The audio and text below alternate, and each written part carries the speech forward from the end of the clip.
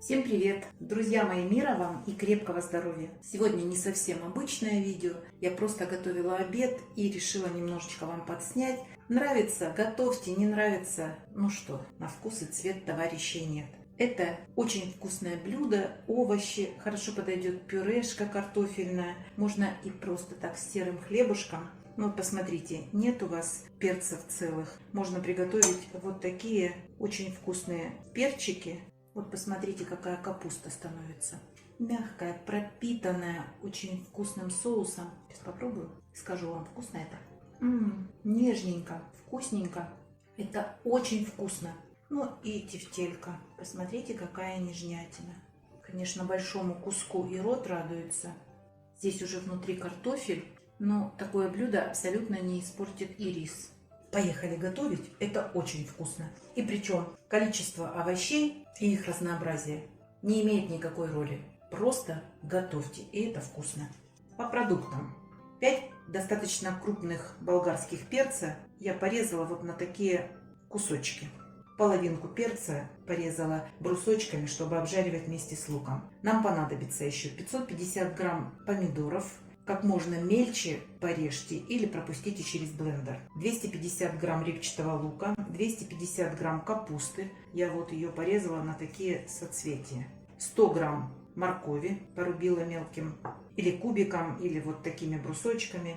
250 грамм фарша, он у меня размораживается, и 250 грамм картофеля я сюда буду натирать на терке в фарш. И 250 грамм баклажанов. Еще понадобятся специи, соль и растительное масло. Идем готовить.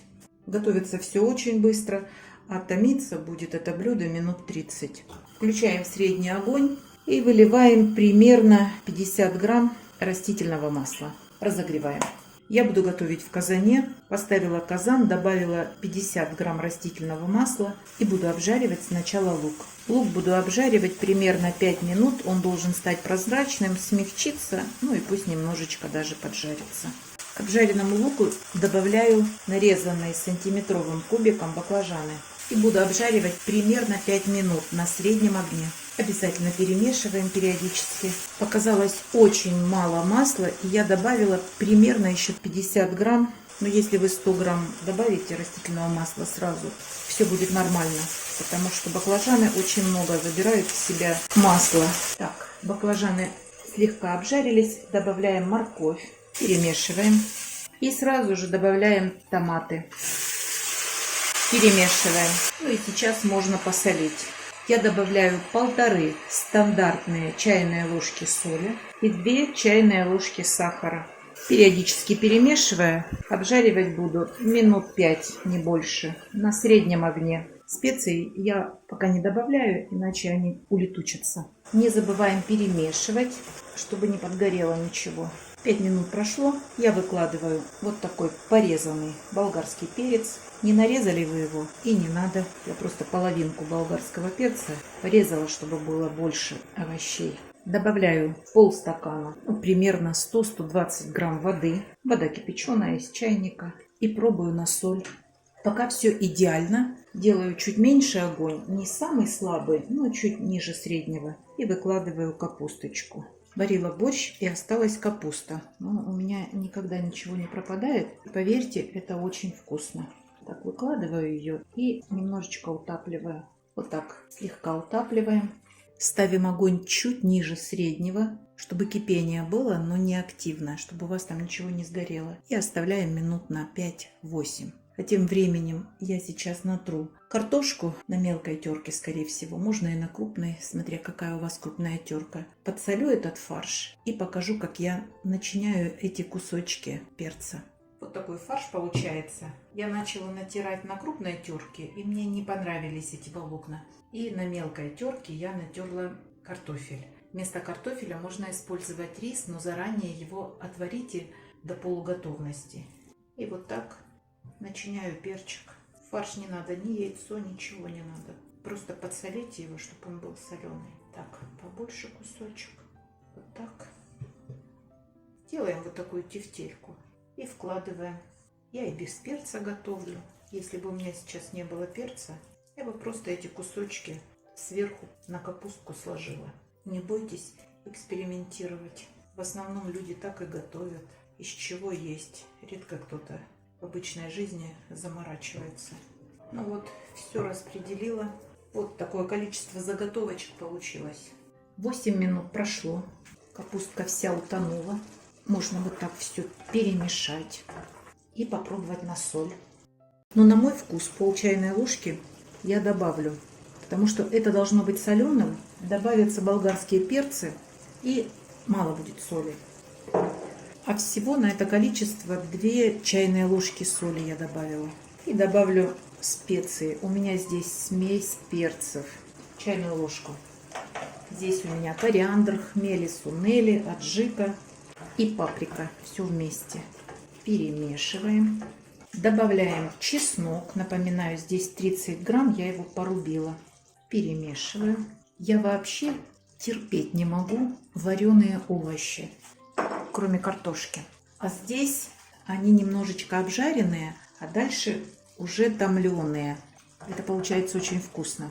Не думайте, что это какая-то неправильная еда. Все правильно. А дальше выкладываем наши перчики.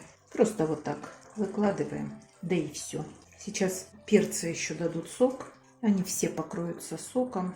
Но не покроются, добавьте грамм 50 воды из чайника. Только не забывайте попробовать на соль.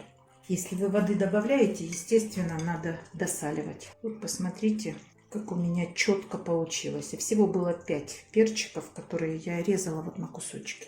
Больше ничего не делаем. Закрываем крышкой и убираем огонь практически на минимум. Вы сами смотрите особенности вашей газовой плиты или электрической, что у вас там.